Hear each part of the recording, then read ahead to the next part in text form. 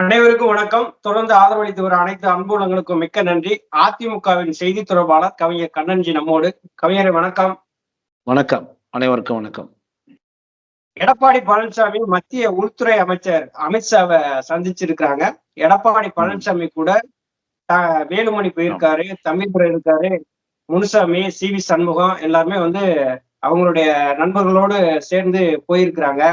இது கூட்டணி பத்தி பேசுறதுக்கா, கட்சி இணைப்பை பத்தி பேசுறதுக்கா, இல்ல தன்னை தற்காத்துக் கொள்வதற்காக எடப்பாடி பழனிசாமி அமித்ஷாவை சந்திச்சாரா?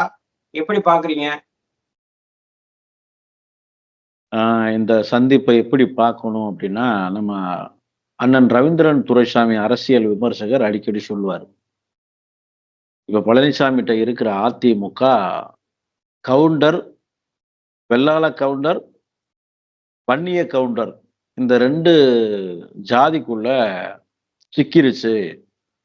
அதிமுக ஜாதி கட்சியா மாறிடுச்சுங்கிறத அரசியல் விமர்சகர் பல செய்தி சேனல்களை விமர்சிப்பார். உண்மையிலேயே அதைத்தான் மறுபடியும் பழனிசாமி அமித்ஷா அவர்களுடைய சந்திப்பில் பிரதிபலித்திருக்கிறார். தமிழக அரசியல் வரலாற்றுல களப்பிரர்கள் காலம் இருண்ட காலம்னு சொல்லுவாங்க. அது மாதிரி அதிமுகவினுடைய அரசியல் வரலாற்றுல எடப்பாடி பழனிசாமி காலம் இருண்ட காலம். இதை ஏன் நீங்க இப்படி சொல்றீங்க? அவரு சிறப்பா செயல்படுறாரு, வேகமா பேசுறாரு, ஸ்ட்ராங்கா இருக்காருன்னு பல செய்தியாளர்கள், ஊடகவியலாளர்கள் எல்லாம் சொல்லுவதை கேட்டிருக்கிறோம். ஆனா பழனிசாமி தன்னை தலைவனாக காட்டிக் கொள்வதற்கு அதிமுகவில் பல சந்தர்ப்பம் அமைஞ்சிச்சு. அந்த சந்தர்ப்பத்தை ஒரு சந்தர்ப்பத்தை கூட தன் தகுதியையும் அவர் வளர்த்துக்கல, தன்னை தலைவனாகவும் முன்னிலைப்படுத்தல. எப்படின்னா 2001 நம்ம புரட்சி தலைவி அம்மா அவர்களுக்கு ஒரு இக்கட்டான சூழ்நிலை ஏற்பட்டுச்சு. எம்எல்ஏ சீட்டுல நிற்பதற்கே தகுதியற்ற ஒரு நபர் முதல்வர் அமைச்சராக இருப்பதற்கு, நீடிப்பதற்கு தார்மீக உரிமையை இழக்கிறார் அப்படின்னு உச்ச நீதிமன்றம் ஒரு தீர்ப்பை சொல்லிச்சு. அதன் காரணமாக அம்மா அவர்கள் தனது பதவியை ராஜினாமா செய்ய வேண்டிய கட்டாய சூழல் ஏற்பட்டது. திமுகவின் திட்டமிட்ட பொய் வழக்கால். அன்றைக்கு அம்மாவிற்கு ஆபத் பாண்டவனாக, அநாதை ரட்சகனாக, கட்சிக்கும் ஆட்சிக்கும் ஒரு நம்பிக்கை நாயகனாக வந்தவர் நமது ஐயா ஓபிஎஸ் அவர்கள். அன்றிலிருந்து அம்மா இறக்கிற வரை கிட்டத்தட்ட 2001 முதல் 2016 டிசம்பர் வரை ஒரு 16 ஆண்டு காலம் முழுக்க முழுக்க அம்மாவின் நம்பிக்கை நட்சத்திரமாக, அரசியல் வாரிசாக, அடுத்த வாரிசாக அவர்தான் அம்மாவினுடைய எண்ணத்தை ஏற்று செயல்படுத்துகிறவர் என்கிற ஒரு நம்பிக்கையை முழுமையாக பெற்றார். ஓபிஎஸ் அவர்கள் வந்தால் அம்மா அவர்களே வந்தது போல் அப்படின்னு பொதுமக்களும் நம்ம கட்சி நிர்வாகிகளும் கருதிய காலம் உண்டு. இப்படி தன்னை அவர் தனக்கு கொடுத்த பதவியை, தன் மீது வைத்த நம்பிக்கையை முழுமையாக காப்பாற்றியவர் ஐயா ஓபிஎஸ் அவர்கள். ஆனால் பழனிசாமியை பாருங்கள், இந்த இக்கட்டான சூழ்நிலையில் அம்மையார் சசிகலா அவர்களுக்கும் ஐயா ஓபிஎஸ் அவர்களுக்கும் ஒரு கருத்து வேறுபாட்டின் காரணமாகத்தான் இந்த பழனிசாமி இந்த இடத்திற்கு கொண்டு வரப்படுகிறார். அவர் எப்படி தவழ்ந்தார், ஊர்ந்தார் என்பதை நாடும் நாட்டு மக்களும் நன்கு அறிவார்கள். இந்த பழனிசாமி சசிகலா இல்லாமத்தான் நான் வந்தேன், சசிகலாவுக்கும் இந்த கட்சிக்கு என்ன சம்பந்தம், சசிகலா பேசுகிற பேச்செல்லாம் சூரியனை பார்த்து குலைக்கிற நாய்க்கு சமமானது அப்படின்னு யாரை பத்தி பேசினாரு? அம்மையார் சசிகலா அவர்களை பத்தி பேசினார். தினகரன் யார் என்பதே தெரியாதுன்னார். தொப்பியை போட்டுக்கொண்டு அண்ணன் தினகரன் தினகரன் சொல்லும் போதெல்லாம் அவருக்கு அந்த விஷயம் தெரியல. இப்படி நம்பினவர்களுக்கு நம்பிக்கை துரோகியாக மாறியவர் பழனிசாமி. இதவே பழனிசாமி கொஞ்சம் மாற்றி செய்திருந்தால், இதையே பழனிசாமி மாற்றி செய்திருந்தால் எப்படி இருந்திருக்கும்? ஐயா ஓபிஎஸ் அவர்கள் இணைப்பிற்கு சம்மதித்து விட்டார். கழகம் பிரிந்த கழகம் மீண்டும் ஒன்று சேர்ந்து விட்டது. இப்பொழுது எல்லோரும் இணக்கமாகிவிட்டோம். ஒரு கட்சி ஒன்றாக பயணிக்கிறது. இன்னும் ஒன்று சொல்லணும் என்றால், ஓபிஎஸ் தலைமையில இருக்கிற மதுசூதனன் வழக்கு தொடுத்த, அவைத்தலைவராக இருந்து வழக்கு தொடுத்த அந்த இயக்கம்தான் அதிமுக. அதில் தான் பழனிசாமி தன்னை இணைத்துக் கொள்கிறார் என்றுதான் தேர்தல் ஆணையத்தால் ஏற்றுக்கொள்ளப்பட்டிருக்கிறது. பழனிசாமிகிட்ட போய் நாம இணையல. ஐயா ஓபிஎஸும் ஐயா பன்ருட்டியா இவர் நம்ம மதுசூதனனும் செம்மலையும் இருக்கிற கட்சி தான் அதிமுக என்று சொல்லி அந்த அதிமுகவில் தான் பழனிசாமி இணைத்துக் கொண்டார். இப்படி ஆட்சி தொடர்ந்து போகுது. அப்ப ஓபிஎஸ் ஐயா இணைஞ்சதுக்கு அப்புறம் பழனிசாமி என்ன செஞ்சார்? ஓபிஎஸ் அவர்களையும் அவரின் ஆதரவாளர்களையும் தொடர்ந்து பழி வாங்கினார். கட்சி பதவி கொடுப்பதில்லை, உள்ளாட்சியிலோ நகராட்சியிலோ மாநகராட்சியிலோ சட்டமன்றத்திலேயோ தேர்தலில் நிற்பதற்கு வாய்ப்பு தரவில்லை. அவர்கள் ஏதாவது கோரிக்கை மனு கொடுத்தால் அந்த கோரிக்கை பரிசீலிக்கப்படுவதில்லை, ரெக்கமெண்டேஷன் ஏற்றுக்கொள்ளப்படுவதில்லை. இப்படி ஒரே கட்சிக்குள், ஒரே ஆளுங்கட்சிக்குள் மாற்றாந்தாய் மனப்பக்குவத்தோடு, ஆளுங்கட்சிக்குள் ஒரு எதிர்க்கட்சி என்கிற செயல்பாட்டோடு தான் பழனிசாமி நம்ம எல்லாம் நடத்தினார். இதையும் ஐயா அவர்கள் பொறுத்து கொண்டேதான் இருந்தார். அவருக்கு தெரியாமல்லாம் இது நடக்கல, தெரிஞ்சுதான் நடந்துச்சு. இருந்தாலும் கட்சி மீண்டும் காப்பாற்றப்படணும், பிளவு ஏற்பட்டு விடக்கூடாது என்பதற்காக பொறுமை காத்தார். இப்படி தன்னை இந்த மாதிரி மாற்றாந்தாய் மனப்பக்குவத்தோடு செயல்படாமல் பழனிசாமி அனைவரும் அதிமுகவினர், எல்லோருக்கும் இந்த கட்சியில் சம உரிமை உண்டு என்பதை ஒத்துக்கொண்டு அனைவரையும் அரவணைத்து சென்றிருந்தால் அதிமுகவில் அவர் நிரந்தரமான தலைவராக ஆயிருக்க முடியும். சரி, எப்படி ஐயா ஓபிஎஸ் அவர்கள் புரட்சி தலைவி அம்மா அவர்களின் நம்பிக்கை நட்சத்திரமாக விசுவாசியாக இருந்தாரோ, அப்படி பழனிசாமி திருமதி சசிகலா அம்மையார் அவர்களுக்கு விசுவாசமாகவும் நம்பிக்கைக்குரிய நபராகவும் இருந்திருந்தால் கூட பழனிசாமி ஒரு நம்பிக்கைக்குரிய நபர், ஒரு பொறுப்பை கொடுத்தால் அவரும் திருப்பி கொடுப்பார் என்பதை ஒத்துக்கொண்டு அவரின் தலைமையை ஏற்றிருக்க முடியும். எல்லோரும் எம்எல்ஏக்கள் எல்லோரும் பழனிசாமி வேண்டாம் என்று சொன்னபோது அண்ணன் தினகரன் வைத்துத்தான் அனைவரையும் சரி கட்டி பழனிசாமி இருக்கட்டும் என்று எல்லோரையும் ஒத்துக்கொள்ள வைத்து, இந்த தினகரனை பழனிசாமி நம்பியிருந்தால், ஏற்றுக்கொண்டிருந்தால், அவர் தலைமையை ஏற்றுக்கொண்டிருந்தால் இந்த அதிமுக பிளவுபட்டிருக்காது, பிரிந்திருக்காது. அப்பையும் பழனிசாமியை நம்பிக்கைக்குரிய நபராக நாம் தலைமையாக ஏற்றிருக்க முடியும். எந்த பதவியில் யார் உட்கார வைத்தார்களோ அவர்கள் சிறையிலிருந்து வெளிவருகிறார்கள். வெளிவரும்போது, அம்மா நீங்க கொடுத்த ஆட்சியையும் கட்சியையும் காப்பாற்றிட்டேன், நீங்க போகும்போது பிரிஞ்சிருந்த கழகம் இப்ப நீங்க வரும்போது ஒற்றுமையா இருக்கு அப்படின்னு நினைச்சு சசிகலா அவர்களை போய் சந்தித்து, மீண்டும் தவழ்ந்திருக்க வேண்டாம், ஊர்ந்திருக்க வேண்டாம், மரியாதை நிமித்தமாக சந்தித்து நாம் எல்லாம் ஒற்றுமையாக இருப்போம் அம்மா அப்படின்னு சொல்லியிருந்தாலும் அந்த அம்மாவும் சம்மதிச்சிருப்பாங்க. சசிகலா அவர்கள் 4.5 ஆண்டு கால சிறைவாசத்துக்கு அப்புறம் திரும்பி வரும்போது அவர் எந்த தேர்தலில் நிற்க போகிறார்? அவர் எந்த தேர்தலில் நிற்க முடியும்? 2 ஆண்டு தண்டனை பெற்றுவிட்டாலே அவர்கள் தேர்தலில் நிற்க முடியாது. அம்மையார் அவர்கள் 4 ஆண்டு கால தண்டனையை அனுபவித்து விட்டார். தேர்தலிலேயே நிற்க முடியாத ஒரு நபரை பார்த்து தனக்கு பதவி வழங்கி, தன்னை எம்எல்ஏ ஆக்கி, தன்னை எம்பி ஆக்கி, உயர்ந்த இடத்தில் யாரும் வழங்க முடியாத பதவியை, யாரும் கொடுக்க கூடாத ஒரு பதவியை, கொடுக்க முடியாத ஒரு பதவியை தகுதியே பார்க்காமல் ஒரு அம்மையார் உனக்கு தந்தார்களே, அந்த அம்மையாரிடம் கொஞ்சம் நெஞ்சமாவது ஈர விசுவாசம் ஏதாவது இருந்ததா? இல்லையே. யாருக்கும் விசுவாசமாகவும், யாருக்கும் நம்பிக்கைக்குரிய நபராகவும் இல்லாத பழனிசாமியை எந்த அடிப்படையில் தலைவராக ஏற்றுக்கொள்வது? சரி, இவற்றை எல்லாம் விட்டு விடுவோம். 2017 இருந்து இன்றைக்கு 2026 வரை கிட்டத்தட்ட 9 ஆண்டு காலம் இந்த இயக்கம் தெரிந்தோ தெரியாமலோ பழனிசாமியின் கட்டுப்பாட்டுக்குள் வந்துவிட்டது. இந்த 9 ஆண்டுகளில் ஏதாவது தெளிவான சிந்தனை, திடமான செயல், எதிர்காலத்தை நோக்கிய வெற்றி பயணம் ஏதாவது இருந்திருக்கிறதா? பழனிசாமியால் தொண்டர்கள் சந்தோஷப்பட்டிருக்கிறார்களா?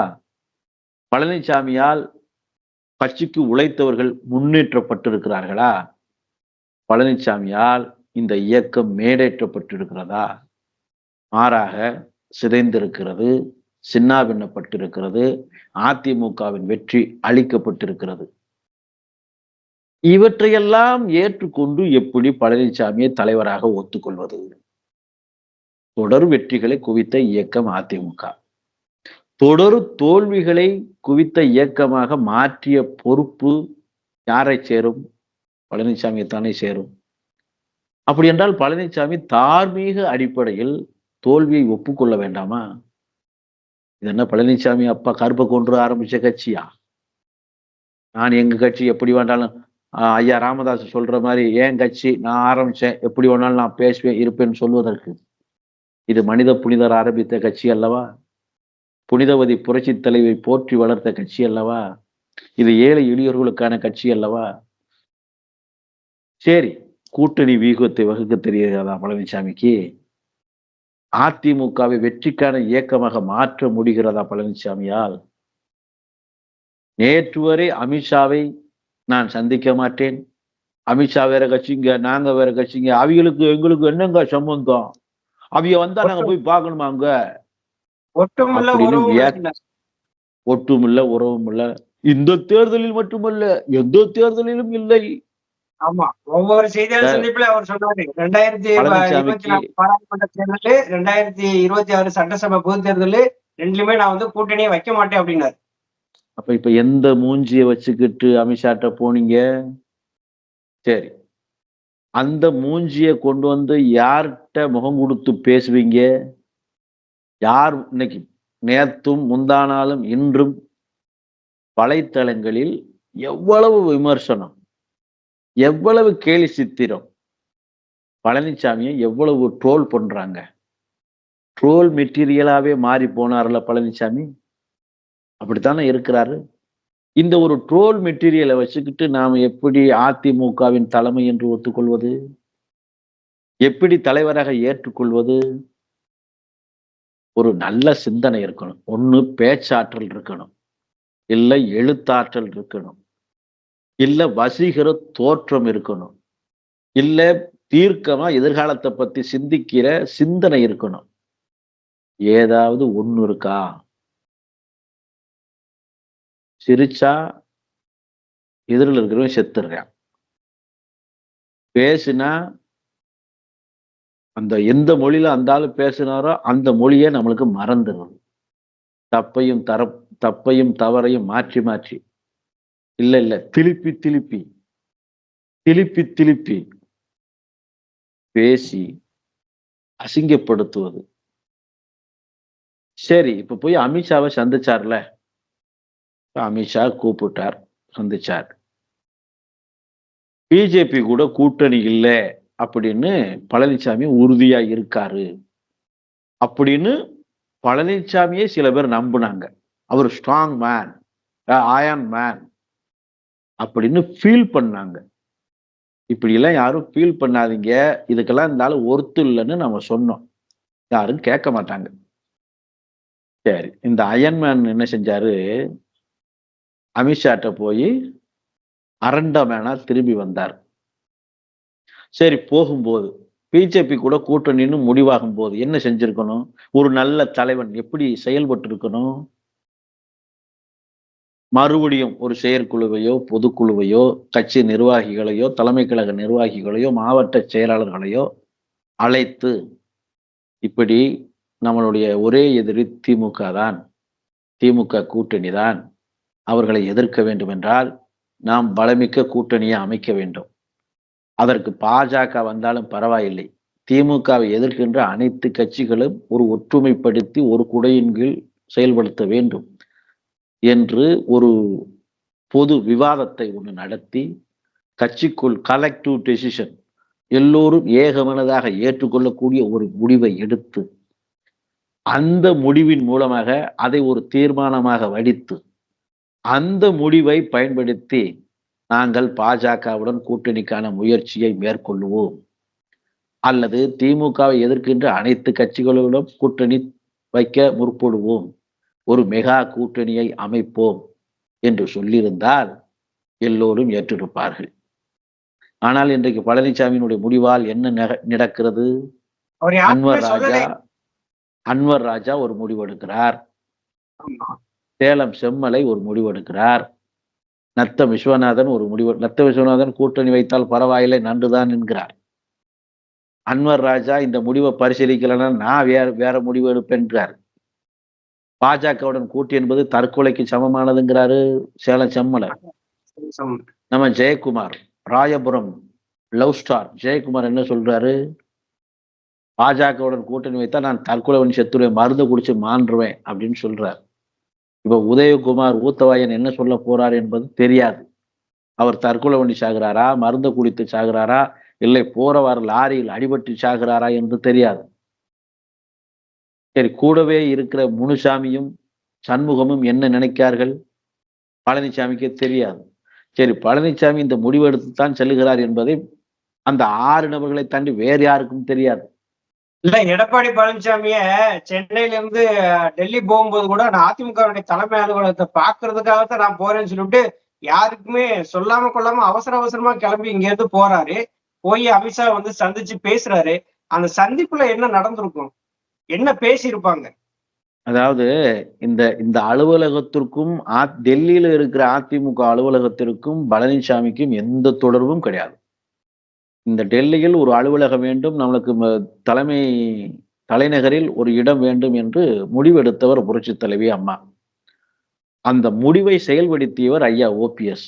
டெல்லிக்கு போய் இடத்தை தேர்வு செய்து அந்த இடத்தை கட்சிக்காக பர்ச்சேஸ் செய்து அந்த இடத்திற்கான எப்படி கட்சி அலுவலகம் கட்ட வேண்டும் என்று திட்டமிட்டது, அந்த திட்டத்தை அம்மாவிடம் காட்டி செயல்படுத்தியது அனைத்திற்கும் ஐயா ஓபிஎஸ் தான் காரணம்.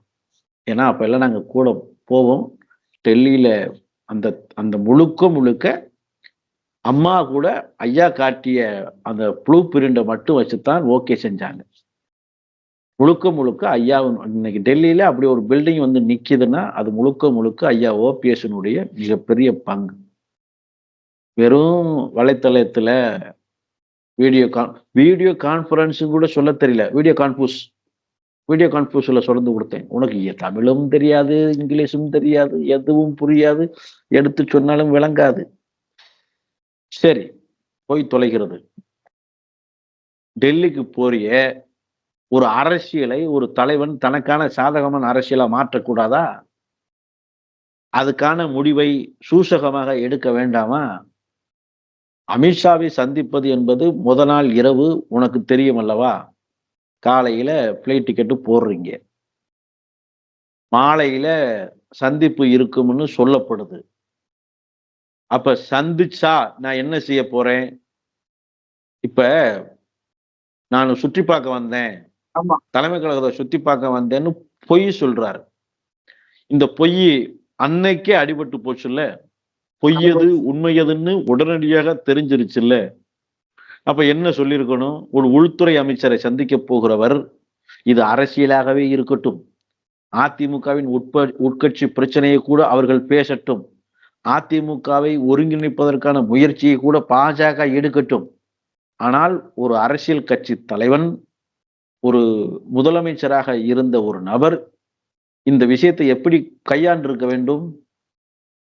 திமுக ஆட்சி சட்டம் ஒழுங்கு சீர்கேடு, நிர்வாக சீர்கேடு, ஊழல் பட்டியல், அத்தனையும் சொல்லி திமுக அரசாங்கத்திற்கு ஒரு பாடத்தை கற்பிக்கத்தான் நான் உள்துறை அமைச்சரை சந்திக்க செல்கிறேன், தமிழக நலனை கருதி நான் சந்திக்க செல்கிறேன் என்று சொன்னால் பழனிசாமியினுடைய நம்பிக்கை மக்கள் மத்தியில் ஏற்றுக்கொள்ளப்பட்டிருக்கும். ஆனால் உள்ளே பேசுவதற்குள்ளாக என்னென்ன பேசினார்கள், எப்படியெல்லாம் பேசினார்கள், எப்படியெல்லாம் இவர்கள் அமர்ந்தார்கள், இவர்களை குனிய வைத்து எப்படி அவர்கள் குத்தினார்கள் என்பதையெல்லாம் விழா வாரியாக செய்தி சேனல்கள் பொதுமக்களுக்கு சொல்லிவிட்டன. நீ மறுபடியும் என்ன செய்கிறாய்? காலையில் வந்து எழுதி வைத்துக் கொண்டு வாசிக்கிறாய். நான் இதையெல்லாம் பேசினோம், இதையெல்லாம் பேசுவதற்காக 2 மணி நேரம் அங்க செலவு செய்தாய். என்னென்ன நடந்துச்சு, அங்க என்னென்ன மாதிரி எல்லாம் செயல்பாடு இருந்துச்சுன்னா அன்றைக்கு இருவே பேசிக் கொண்டிருக்கும் போதே வெளியே வந்து விட்டது. நீங்கள் பேசிக்கொண்டு இருக்கும் போதே நீங்க உட்கார்ந்த ஸ்டைல் முதற்கொண்டு போட்டோவாக வெளிவந்து விட்டது. உங்களை உட்கார வைத்துக் கொண்டு பேசிக்கொண்டே அமித்ஷா தமிழகத்தில் 2026 கூட்டணி ஆட்சிதான் என்பது தன் வலைத்தளத்தில் போட்டுவிட்டார். நீ என்ன ஆளுமை, நீ என்ன கோதுமை, நீ என்ன தலைவன், உன் தலைமையை எப்படி ஏற்பது? அதனால்தான் அதிமுக தொண்டர்களும் சரி, கட்சி நிர்வாகிகளும் சரி, பழனிசாமியை நம்பி பயணிப்பது, பழனிசாமியுடன் ஏற்படும் பயணம், அரசியல் பயணம் என்பது பாலும் கிணற்றில் நாமெல்லாம் சேர்ந்து விழுந்து சாகிற மரணத்திற்கு சமமானது. பழனிசாமி என்பவர் தலைமைக்கு துளியும் தகுதி இல்லாதவர், நம்பிக்கைக்குரியவர் இல்லை. எடப்பாடி பழனிசாமி கூட்டணி ஒரு பக்கம் இருந்தாலும் அதிமுக இணைப்பை பத்தி பேசியிருப்பாங்கல்ல டெல்லியில, அது பேசாம இருக்க மாட்டாங்க. அதிமுக இணைப்பு இல்லை என்றால் அதிமுகவிற்கு வெற்றி வாய்ப்பே இல்லை. பழனிசாமி முகத்தையும் பழனிசாமியினுடைய பிம்பத்தையும் அவர் பேரையும் பயன்படுத்தினால் அதிமுக வெற்றி பெறுவதற்கான வாய்ப்பே இல்லை. ஏன் அப்படி என்றால், ஓட் புல்லர்னு ஒண்ணு இருக்கணும், ஒருத்தரை பார்த்து வசீகரம் இருக்கணும், குரவுடு, மக்கள் குரவுடு வரணும், தன்னெழுச்சியா இருக்கணும் அந்த நிகழ்வுகள்லாம். ஒரு தலைவனை பார்த்து இந்த தலைவன் தான் நம்மை ஆள வேண்டும் என்று கட்சிக்காரன் விரும்புகிறதை விட பொதுமக்கள் விரும்பணும். அந்த விருப்பத்தை ஒரு தலைவன் பெறணும். அப்படியான மக்கள் ஏற்றுக்கொள்ளக்கூடிய தலைவராக பழனிசாமி இருக்கிறாரா? அதிமுக தொண்டர்களே ஏற்றுக்கொள்ளவில்லை பழனிசாமியை தலைவர் என்று. பொதுமக்கள் எப்படி ஏற்றுக்கொள்வார்கள்? அதனால பழனிசாமி வெற்றி வாய்ப்புக்கு வாய்ப்பில்லை. இன்னொன்னு, பழனிசாமியுடன் கூட்டணி வைத்தால், கூட்டணி வைக்கிற கட்சி எம்எல்ஏ சீட்டு பெற்று சட்டமன்றத்துக்குள் நுழைந்து விடுமா? அதிமுக காரனை வெற்றி பெற்று சட்டமன்றத்துக்குள் நுழைவது கேள்விக்குறியாகி கொண்டிருக்கிறது. ஏன்? பழனிசாமியை எடப்பாடி தொகுதியில் வெற்றி பெற முடியுமா? அங்கே பாமக இல்லை என்றால், பாமக கூட்டணி இல்லை என்றால் பழனிசாமி டெபாசிட் இழப்பது உறுதி. பழனிசாமிக்கு டெபாசிட்டே கிடைக்காது. எம்எல்ஏ சீட்டை கன்வெர்ட் பண்ண தெரியாதவர், எம்பி சீட்டை கன்வெர்ட் பண்ண தெரியாதவர், ஓட்டை அறுவடை செய்ய தெரியாதவர், ஓட் புல்லரா இருக்க தெரியாதவர், பேச தெரியாதவர், பழக தெரியாதவர், அறிவோடு ஆற்றலாக தன்னுடைய கருத்துக்களை எடுத்துரைக்க தெரியாதவர் தலைவராய் இருந்தால் என்ன, இல்லை என்றால் என்ன? இல்ல, அமித்ஷாவோட எடப்பாடி பழனிசாமி பேச்சுவார்த்தை நடத்தினதுல அந்த பிஜேபியும் அதிமுகவும் கூட்டணி வச்சுக்கிறோம்னு சொல்லும் போது கூட முதலமைச்சர் வேட்பாளரா ஓபிஎஸ் இருக்கட்டும், நீங்க வேணாம், அவரை தலைமையில தான் நம்ம தமிழக தேர்தலை சந்திச்சோம்னா நம்ம வெற்றி பெற முடியும் சொன்னதாகவும் ஒரு தகவல் இருக்கு. அதாவது பழனிசாமிய இனிமே முன்னிலைப்படுத்தி கூட்டணியும் செயல்படுத்த முடியாது, அதிமுகவையும் வழிநடத்த முடியாது. அப்ப பழனிசாமியை நிச்சயம் அப்புறப்படுத்தித்தான் ஆகணும். அதாவது அதிமுக ஒன்றிணைந்தாலும், பிஜேபியுடன் கூட்டணியே வைத்தாலும், ஒட்டுமொத்தமாக என்டிஏ கூட்டணி முழுமையாக வடிவம் பெற்றாலும் அதில் பழனிசாமியை முன்னிலைப்படுத்தினால் அந்த கூட்டணி தோற்பது உறுதி. அப்ப பழனிசாமிய மறுபடியும் பேக்யார்டுக்கு தள்ளணும். அம்மா இருக்கும்போது 3வது வரிசையில் 4வது வரிசையில் இருந்தார்ல, அந்த வரிசைக்கு தள்ளி பழனிசாமியின் பிம்பத்தவே காட்டாமல் இருந்தால்தான் இந்த கூட்டணி வெற்றி கூட்டணியாக மாறும். அது போக ஐயா ஓபிஎஸ்ஐயோ செங்கோட்டையனையோ இல்ல கூட்டணிக்கு அப்புறம் இந்த கூட்டணி வெற்றி பெறட்டும், அதற்கப்புறம் முதலமைச்சர் தேர்வை முடிவு செய்து கொள்ளலாம் என்று சொன்னால் கூட மக்கள் வாக்களிக்க தயாராக இருப்பார்கள். ஐயா ஓபிஎஸ் அவர்கள் கூட செய்தியாளர் சந்திப்புல சொல்லியிருக்கிறாங்க, இணைப்புக்கான ஒளிவட்டம் வந்து தெளிவா தெரியுது அப்படின்னு சொல்லியிருக்காங்க. இன்னொரு பக்கம் என்ன சொல்லியிருக்காங்க அப்படின்னா, அமித்ஷா எடப்பாடி பழனிசாமி சந்திப்பை பத்தி கேட்டதற்கு எல்லாம் நன்மைக்கு அப்படிங்கிறதையும் சொல்லியிருக்கிறாங்க.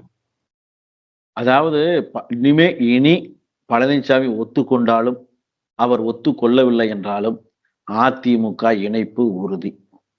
பழனிசாமி இனிமே முதலமைச்சர் வேட்பாளர் எப்பொழுதும் இல்லை, இப்பொழுதும் இல்லை, இனி எப்பொழுதும் இல்லை. அவருக்கும் இனி முதலமைச்சருக்கு எந்த சம்பந்தமும் கிடையாது. அதிமுகவில் இருந்து ஐயா ஓபிஎஸ் சொல்ற மாதிரி இனிமே ஒரு தொண்டன் கூட தலைவன் ஆயிடலாம், ஒரு தொண்டன் கூட முதலமைச்சர் ஆயிடலாம். பழனிசாமி போல் ஒரு பேட் ட்ரெண்ட் செட்டர், ஒரு தவறான முன் உதாரணம் இனிமேல் அதிமுகவிற்கு இருக்கக்கூடாது. ஏன் கூட்டணியிலேயே இப்படி நபர்கள் இருக்கக்கூடாது என்பதைத்தான் தொண்டர்களும் பொதுமக்களும் கூட்டணி கட்சியினரும் விரும்புகிறார்கள். பழனிசாமியிட இருக்கிறது ஒன்னே ஒண்ணுதாங்க, பணம். அந்த பணமும் அதிமுக ஆளுங்கட்சியால் பெறப்பட்டது. அந்த பணமும் அதிமுக தொண்டனின் ரத்தத்தால், வியர்வையால், அவன் உழைப்பால் பெறப்பட்டது. அதிமுக ஆளுங்கட்சி வரவில்லை என்றாலோ, பழனிசாமி முதலமைச்சர் ஆகவில்லை, மந்திரி ஆகவில்லை என்றாலோ பழனிசாமிக்கு ஏது சொத்து? பழனிசாமி என்ன மிட்டா மிராசுதாரரா, பரம்பரை பணக்காரரா, கொடி கட்டி பிறந்த அதானி அம்பானி குடும்பத்தை சேர்ந்தவரா? சாதாரண விவசாயத்தை குடும்பத்தை சேர்ந்தவன் தானே சொல்றாரு பழனிசாமி. அப்ப ஒட்டுமொத்த இந்த பணத்தின் வளர்ச்சிக்கு எல்லாமே அதிமுகங்கிற ஒரு கட்சி தான் காரணம். அந்த கட்சியும் உண்மை தொண்டர்கள், ஏழை எளியவர்கள், கடைக்கோடி தொண்டன் தன்னுடைய உழைப்பை, உணர்வை எந்த பலனும் எதிர்பார்க்காமல் கொடுத்தவனுடைய வேலைதான் பழனிசாமி இவ்வளவு தூரம் இருப்பதற்கு காரணம். அதனால் இப்படி ஏமாற்றுகிற நபர்கள், நம்பியவர்களை, நாணயம் மிக்கவர்களை கூட இருந்தே குழிபறிக்கிற நபர் அதிமுகவுக்கு வேண்டாம், கூட்டணிக்கு வேண்டாம். அவர் வேணா ஒரு எம்எல்ஏ சீட்டு கொடுக்கலாம். அந்த சீட்டுல அவர் வெற்றி பெறுகிறாரா இல்லையா என்பதை அவருடைய கர்மா முடிவு செய்யும். அங்க இருக்கிற பொதுமக்கள் முடிவு செய்வாங்க. அதனால பழனிசாமியுடைய சாப்டர் இதோடு முடிஞ்சு. அதிமுக வந்து ஒன்றிணைந்து பாஜகவோடு கூட்டணி சேர்ந்து 2026 சட்டசபை பொது தேர்தலை சந்திக்கும் போது ஐயா ஓபிஎஸ் அவருடைய தலைமையில இன்னைக்கு வந்து தேர்தலை சந்திக்கிறதுக்கான வாய்ப்பு தான் நிறைய இருக்கும். பழனிசாமி விரும்பினாலும் சரி, விரும்பவில்லை என்றாலும் சரி, அதிமுக இணைப்பு என்பது உறுதி. இன்னும் ஓரிரு மாதங்களில் இணைந்துவிடும், இணைப்பு ஏற்பட்டுவிடும். இந்த இணைப்பிற்கு பிறகு பாஜகவுடன் கூட்டணி நிச்சயம் அமைக்கப்படும். பல கட்சிகள், திமுகவை எதிர்க்கின்ற பல கட்சிகள் எல்லாம் ஒரு குடையின் கீழ் கொண்டு வந்து ஒரு மெகா கூட்டணி அமைத்து 2026 தேர்தலில் அதிமுக வெற்றி பெற்று ஆட்சியில் அமர வேண்டியது தார்மீக கடமையை மட்டுமல்ல, அதிமுகவின் எதிர்காலமே அப்பொழுதுதான் நிர்ணயிக்கப்படும். இந்த 2026 தேர்தலை நழுவ விட்டால் அதிமுகவின் எதிர்காலத்திற்கும் அந்த கட்சியை நம்பி இருக்கிற தொண்டர்களினுடைய எதிர்காலத்திற்கும் மிகப்பெரிய கேள்விக்குறியாகிவிடும். அதனால் கட்சியை பலி கொடுப்பதா, பழனிசாமியை பலி கொடுப்பதா? நமக்கு கட்சி தான் முக்கியம். அப்ப பழனிசாமி பலி கொடுத்துத்தான் ஆகணும்.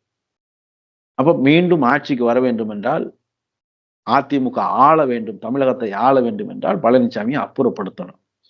நம்மளுக்கு அவரை அதிமுகவிலிருந்து அடிமட்ட தொண்டர்களிலிருந்து நீக்க வேண்டும் என்பது நோக்கம் அல்ல. அவரும் இருந்து விட்டு போகட்டும். ஐயாட்ட பேசும்போது அத்தன் சொல்லுவாரு, அவரை எங்க பழசை போட்டு நினைச்சுக்கிட்டு மன்னிச்சுருவோம் மறப்போம் சொல்லுவார். அதனால பழசை நினைப்பதில்லை. பழனிசாமி போன்ற ஆட்களை பழிவாங்கவும் போறதில்லை. ஏனென்றால் அதிமுக ஆட்சியில் அமர்த்துவதற்கே இருக்கிற நேரம் போதவில்லை. அதனால் ஒன்றான இயக்கம் அதிமுக வரப்போகிறது, கூட்டணி மலரப்போகிறது. அதிமுக தலைமையில் தமிழகத்தில் 2026 ஆட்சி அமையப் போகிறது. இது நடக்கத்தான் போகிறது. இந்த இயக்கத்தை நம்பியவர்களுக்கும் இந்த இயக்கத்தை நம்பி பயணிப்பவர்களுக்கும் எதிர்காலம் சிறக்கத்தான் போகிறது. அதற்கு ஒரே ஒரு நபரை நாம் பலி கொடுத்துத்தான் ஆக வேண்டியது காலத்தின் கட்டாயம், கடவுளின் தீர்ப்பு. இதுவரை கருத்துக்களை பகிர்ந்து கொண்டமைக்கு நன்றி கவிஞரே. நன்றி, வணக்கம்.